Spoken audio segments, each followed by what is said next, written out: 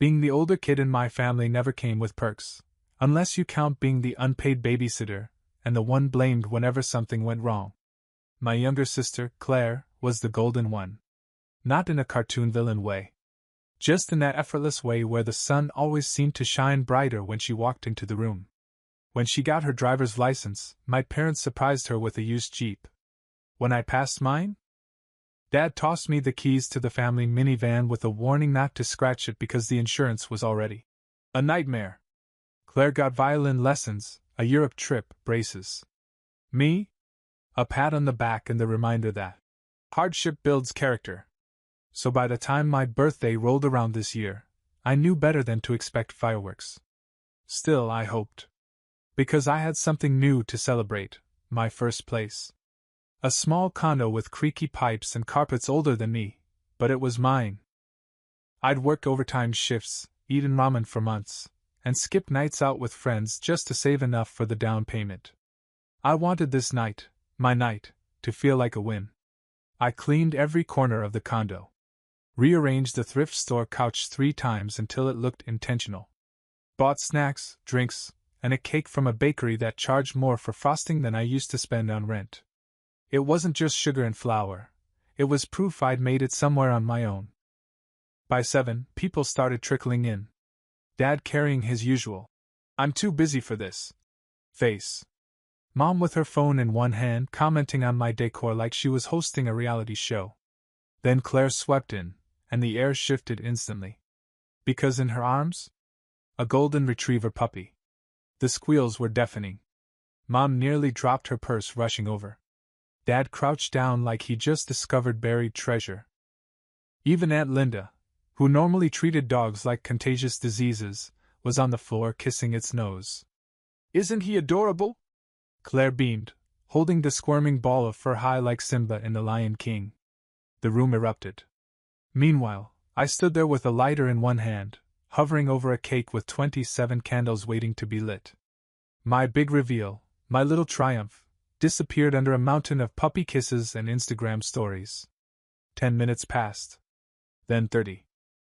The food cooled, the cake sat untouched, and I became background noise in my own living room.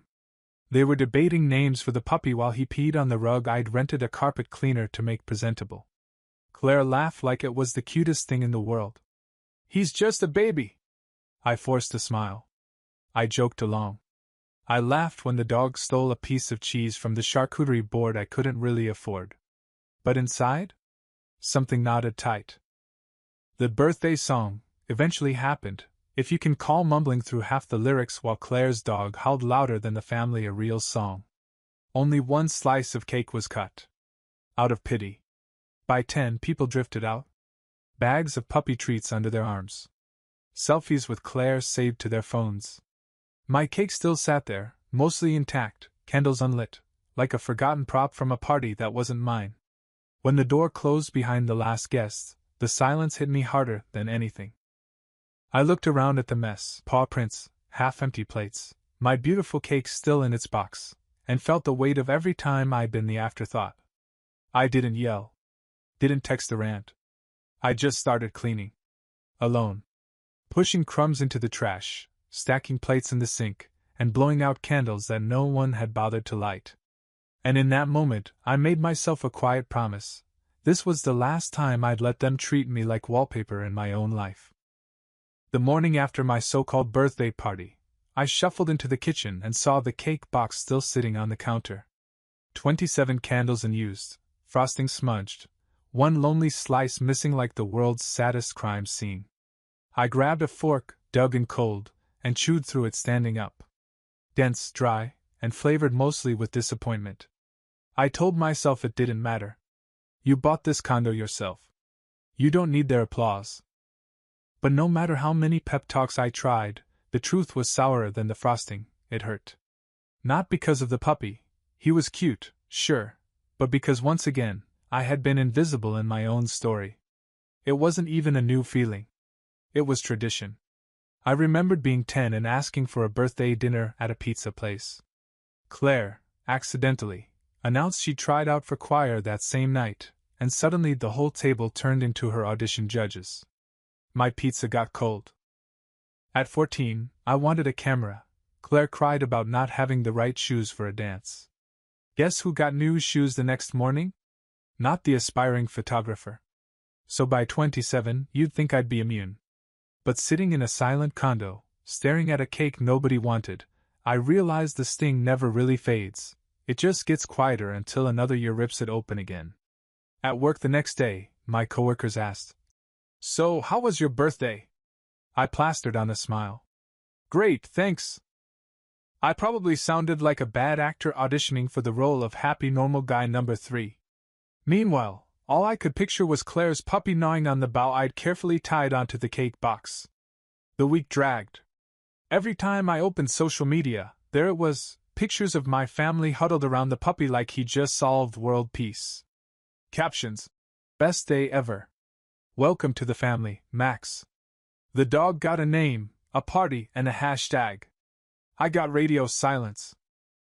Even the family group chat, which normally pinged nonstop with Claire updates, had exactly 0 mentions of me. Not even a half-hearted "happy belated." I tried keeping busy. Rearranged the condo. Scrubbed the rug the puppy had christened. Took out the cake box, finally. Tossed it in the dumpster with a little too much force, like I was auditioning for the Olympic shot put.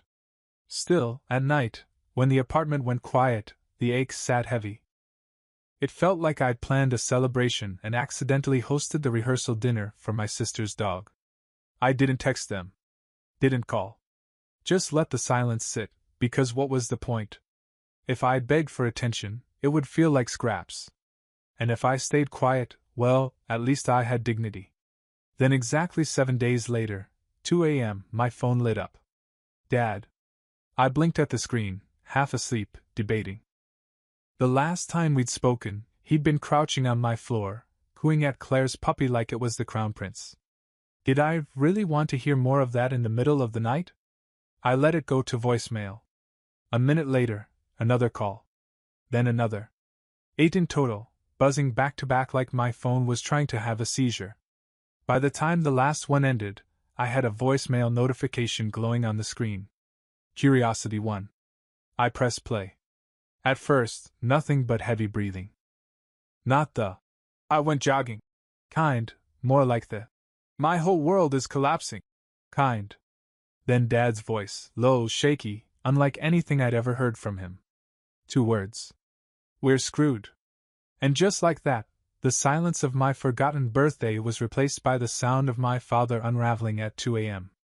I didn't sleep after hearing that voicemail. Not because I was scared, more because I couldn't stop replaying those 2 words in my head. We're screwed.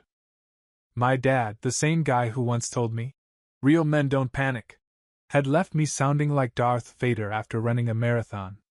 I lay there staring at the ceiling, phone on my chest, debating whether to call back. The petty part of me, which, let's be honest, is at least 80% of me, wanted to ignore it. Let them sweat. They'd ignored me on my birthday.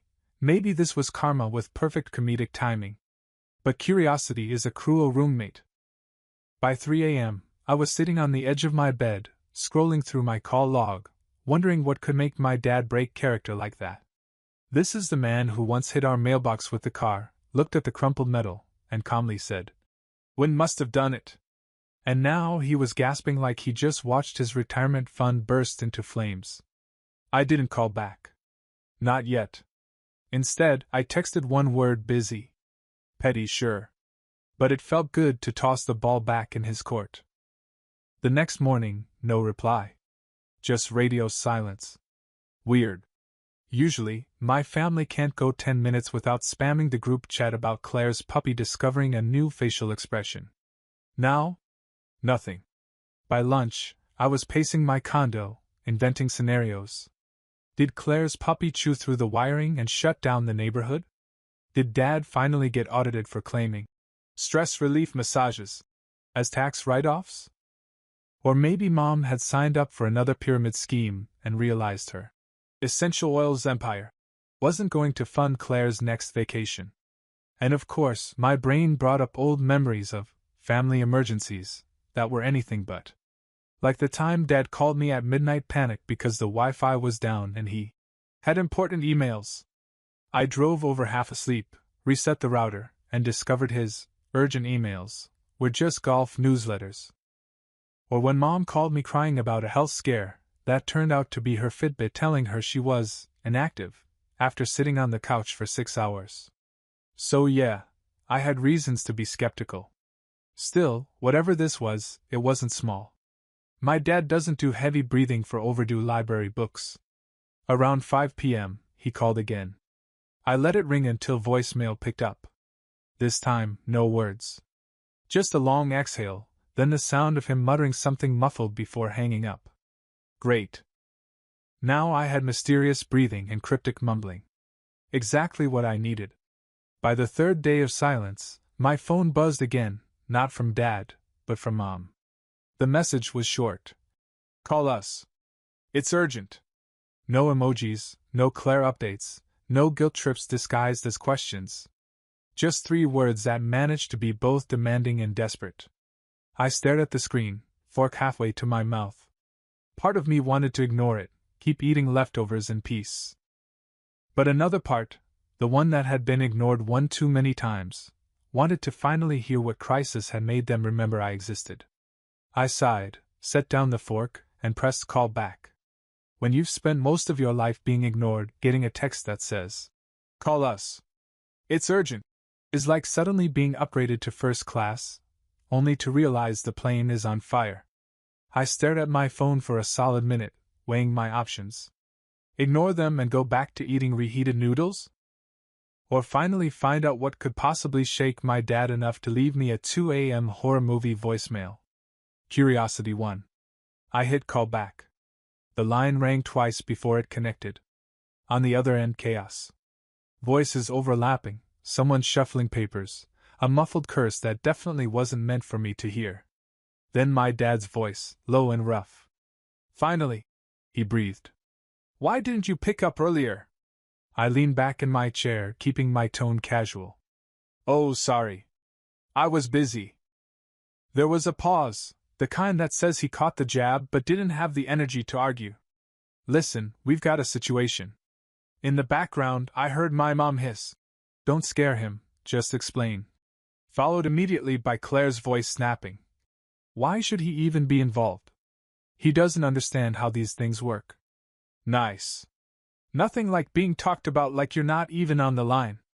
"Put it on speaker," Mom whispered, not quite quietly enough. A second later, the sound shifted. Now I had the whole circus in my ear. "Hello, sweetheart," Mom said, sugar dripping through the phone. "We just need a little help." I smirked. "Of course you do. What kind of help are we talking? Router reset? Puppy sitting? Or is this a new level of family emergency?" No one laughed. Which made me nervous. Because usually, even in the middle of their melodramas, they'd at least fake a chuckle. Dad cleared his throat.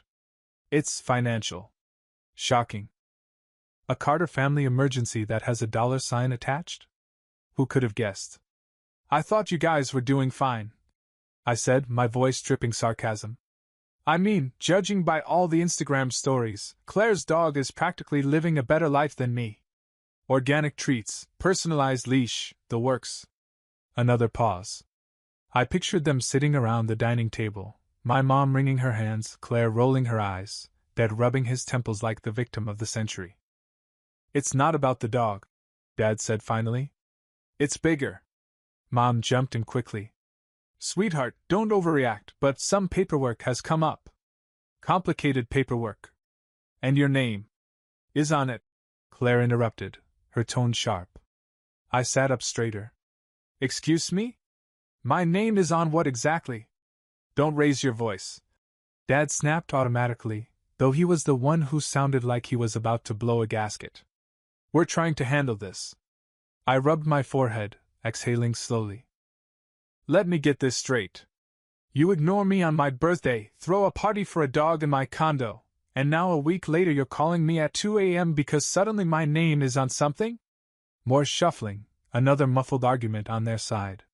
Then Mom's voice, soft and coaxing. "Sweetheart, just come over. It's too much to explain on the phone." Translation: they didn't want to say it out loud where I could record it. I laughed bitterly. Of course. Classic. Keep me in the dark until you can ambush me in person. No one's ambushing you. Dad barked. We just need to talk face to face. You'll understand once you're here. The irony wasn't lost on me. The family who couldn't spare 10 seconds to light candles on my birthday cake was suddenly desperate for me to rush over at their convenience. I glanced around my condo. The rug still bore faint stains from Claire's puppy. The cake box was gone, but the memory of that untouched frosting lingered like a bruise. Fine, I said at last, voice flat. But you'd better have coffee ready.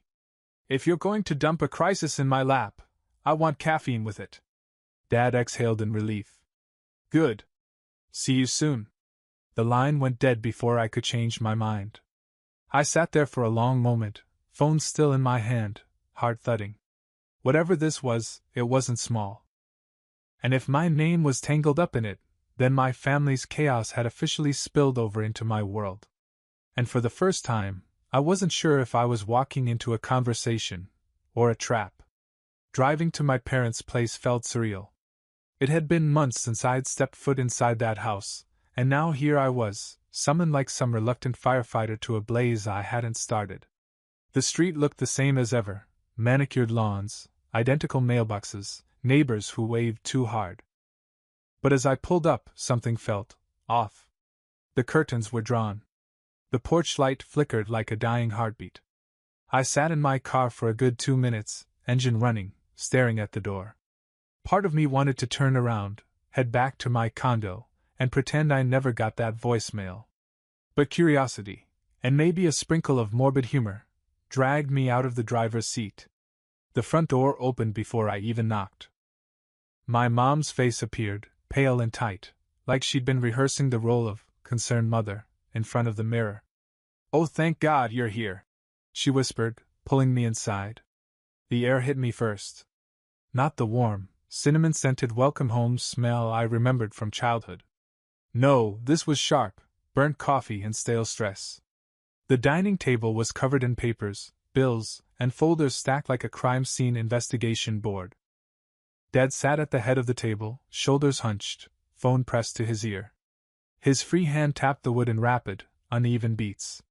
He looked up when I entered, and for the first time in my life, my father, the man who once barked at me for blinking too loud during a football game, actually looked nervous.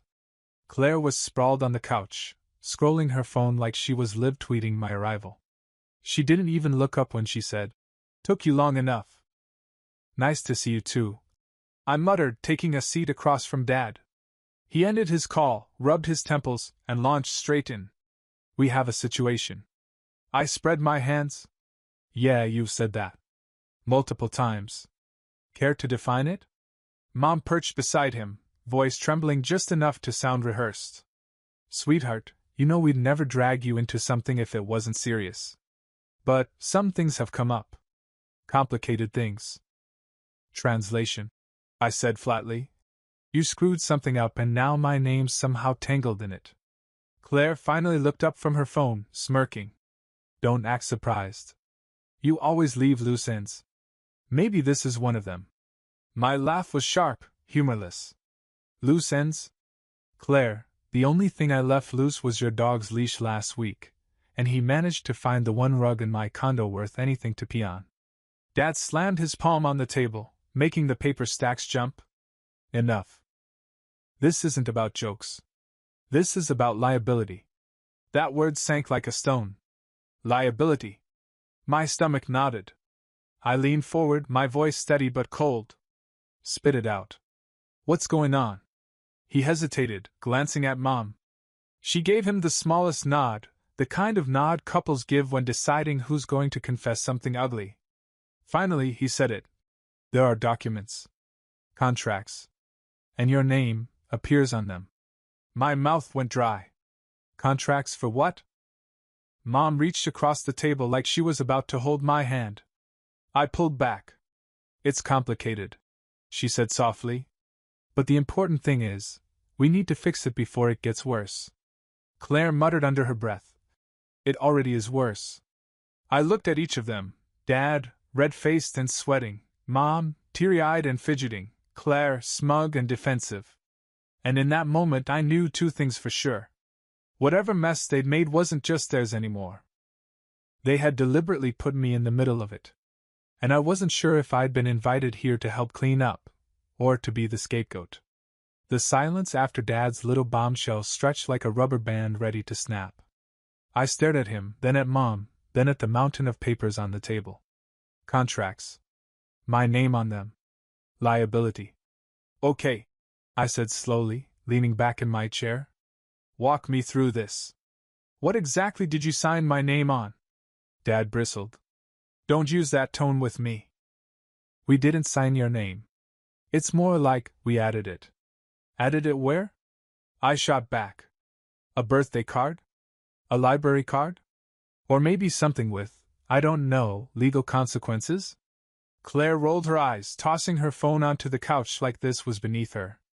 You're being dramatic. It's just paperwork. People put family names on things all the time. My laugh came out sharp. Yeah? Funny how no one ever puts my name on vacation tickets or car titles. Just the stuff that comes back to bite. Mom leaned in, her voice cracking with that well-practiced tremble she used whenever she wanted to shift the spotlight. Sweetheart, please. Don't make this harder.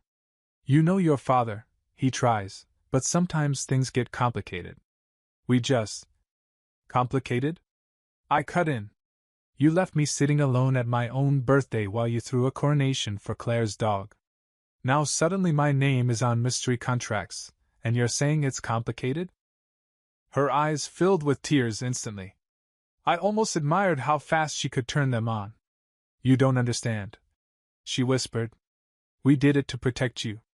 To protect us. There it was. The royal we. Translation, we messed up, and now you're the lifeboat. I rubbed my face, exhaling hard. Memories flashed of every family meeting I'd ever sat through. Dad lecturing me for Claire's bad grades. Mom guilt-tripping me into giving up my allowance so Claire could buy prom shoes.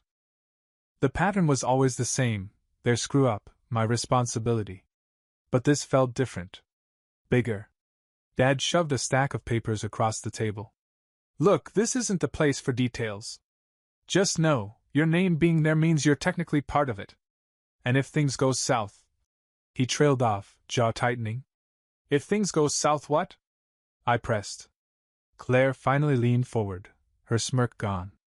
For once, she actually looked rattled. It could cost us everything. The words landed like a punch. I flipped through the papers, line after line of fine print, addresses, signatures, loan numbers. It looked official, terrifyingly official. My chest tightened when I saw my name typed neatly on the borrower line. Not a scribble, not a forgery, typed, like I'd sat down at a computer and agreed to it. Are you kidding me? I shoved the papers back at them. How the hell did my name end up on this? Mom wrung her hands. It's just how the bank does it. They needed a co-signer and you weren't here to say no. Claire cut in, arms folded. Don't act like it's a big deal. You've got better credit than all of us combined. That's why Dad said. Claire! Dad barked, but the damage was done. My stomach dropped. Credit. Co-signer. My family had turned me into their golden ticket without so much as a phone call. Unbelievable. I muttered, pacing now. You people couldn't be bothered to cut a cake for me, but you had no problem cutting my future in half with a pen. Dad's face darkened. Watch your mouth. We're all in this together. No, I snapped. You're in this together. I was drafted without consent. The room went quiet again, but not the comfortable kind. The air felt heavy, like the walls themselves were listening. For the first time, I saw something crack in my parents' faces, not guilt, not sadness, but fear. And that's when it hit me, whatever this mess was, it wasn't just embarrassing. It was dangerous. I stood there, fists clenched, staring at the stack of contracts like they were written in another language. In a way, they were legalese. Pages full of clauses and footnotes, the kind of stuff designed to make normal people's eyes glaze over. But one line was crystal clear: primary borrower, my name. I shoved the papers back toward them. Explain. Now. Dad leaned back in his chair, rubbing the bridge of his nose like he was the victim here. Fine. You want the truth? It's a loan. A mortgage. I froze. A what? A mortgage, he repeated, slower this time, like I was the one who didn't get it. The house Claire wanted. The one she fell in love with. It was perfect, but the bank wouldn't approve it without a stronger credit history. So, we put your name on it. I laughed. Loud, sharp, and a little unhinged. You mean to tell me you bought a house for Claire and decided to finance it with my future? Without asking me? Mom winced, reaching across the table. Sweetheart, don't make it sound ugly. It's still family property.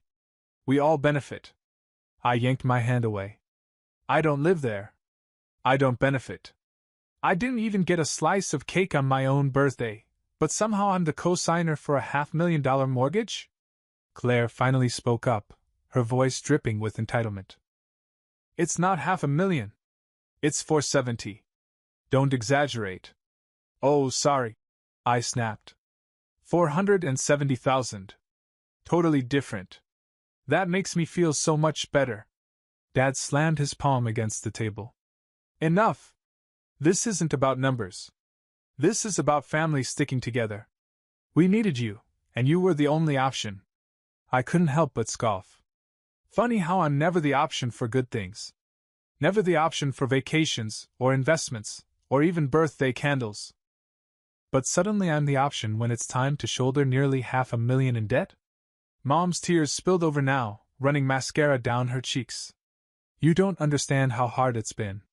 Your father's hours got cut, my business isn't taking off, and Claire deserves a start. We just... Deserves? I cut her off, voice cracking. I work 2 jobs just to afford my condo. Claire gets a puppy and a $470,000 house, and you think she deserves a start? What about me? No one answered. For the first time all night, Claire's smirk slipped. She crossed her arms, muttering, "We thought you'd never find out." That line hit me harder than anything. They hadn't planned on telling me. If Dad's late-night breathing hadn't cracked, if things hadn't started falling apart, I'd still be sitting at home, blissfully unaware that my name was shackled to their sinking ship. I pushed away from the table, my chair scraping loudly against the floor. Unbelievable. You didn't just forget my birthday, you signed me up for decades of debt without my consent. And now you're panicking because you realize I'm not the kind of idiot who's going to keep quiet. Dad's face flushed red. Watch your mouth. This is still our family. No, I said, my voice low and steady. This is fraud. And for once, I'm not the one who's screwed. You are. The room went dead silent. And for the first time in my life, I watched fear settle into their eyes, not because of what they could do to me, but because of what I might do to them. The silence after my last words felt like someone had cut the oxygen out of the room. For once, my family, the same people who could always find a way to make me the problem, were speechless. Claire's jaw worked like she wanted to argue, but nothing came out. Dad stared at the contracts, face pale, as if the numbers themselves were strangling him. Mom dabbed at her mascara streaks with a napkin, but even she couldn't summon her usual "we're all in this together" performance. I stood up, pushing my chair back slowly. Here's the thing, I said. You didn't just cross a line. You lit it on fire and danced on the ashes. You used my name without asking. You risked my credit, my future, my life, for Claire's dream home and a puppy that pees on everything. Don't drag the dog into this. Claire muttered weakly, but her voice cracked. Funny, I shot back. That dog got more love in 1 week than I've gotten in 27 years. Dad finally found his voice, low and desperate. We didn't have a choice. If you walk away, the bank will deal with you. I interrupted. Not me. Because first thing tomorrow, I'm contacting them myself. I'll be pulling every record, freezing every connection, and letting them know my name was used without my consent. Mom gasped. You wouldn't. I leaned in, eyes level with hers. Watch me. For once, she didn't cry harder. She just stared, realizing maybe, just maybe, the kid they'd ignored had teeth now. I gathered my coat, slung it over my shoulder, and walked toward the door. My parents called after me, pleading, bargaining, even threatening. Claire finally broke down, shouting something about how it was just paperwork. And family helps family. I stopped at the doorway, looked back, and said the only truth that mattered. Family doesn't forge family. The door clicked shut behind me, and with it, years of being the disposable one. The fallout came fast. By Monday, I'd filed fraud alerts with the bank and credit bureau. Turns out, the mortgage was already teetering, late payments, hidden fees, the works. Their perfect house of cards collapsed, and within weeks the bank froze everything. Dad's voicemail count skyrocketed, 30, 50, then 70 missed calls, but I didn't answer. Instead, I poured myself a glass of champagne in my condo, the same place they'd ignored me in for Claire's puppy party, and toasted to silence. Sweet, peaceful silence. Word got around. Relatives whispered, neighbors stared, even Claire's friends stopped gushing about her dream house, once the foreclosure signs went up. The golden child's shine dulled fast when people realized her throne was built on stolen paper. As for me, I kept living, paying my bills, fixing up my condo, building a life that didn't require their permission.